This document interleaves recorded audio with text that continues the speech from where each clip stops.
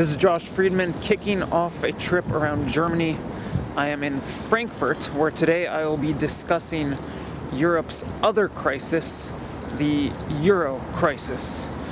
In the world of politics, immigration is a much sexier topic than central banking.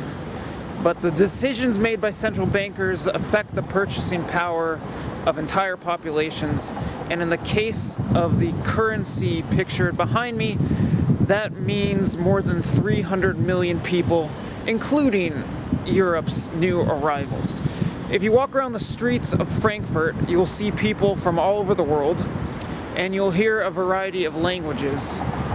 But it is hard not to notice Frankfurt's skyline. Frankfurt is the financial capital not only of Germany, but also of continental Europe.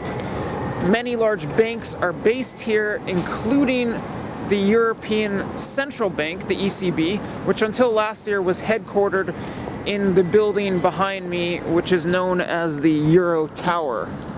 The ECB headquarters have moved down the river here in Frankfurt, but the Euro symbol remains here. And if you take a look at that symbol, you'll see an E or an epsilon, which represents Europe and its classical Greek roots. And in the middle is two parallel lines, or an equal sign.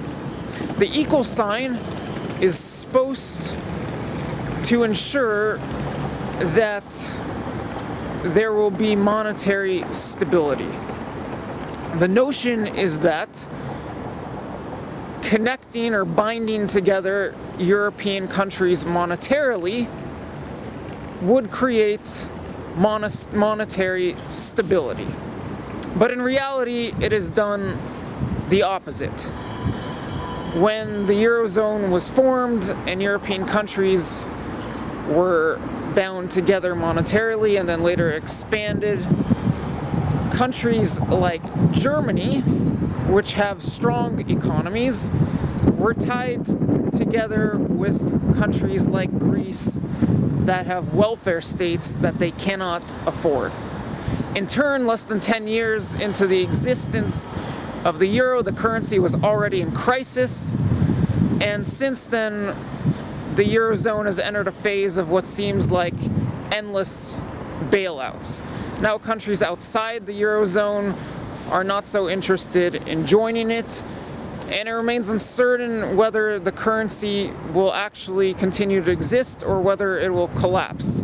And then there's the possibility of another scenario in which the euro continues to exist, but there is not only a monetary union, but then there would become a fiscal and economic union in which Eurozone countries are further integrated to the point where they share not only a currency, but a common budget.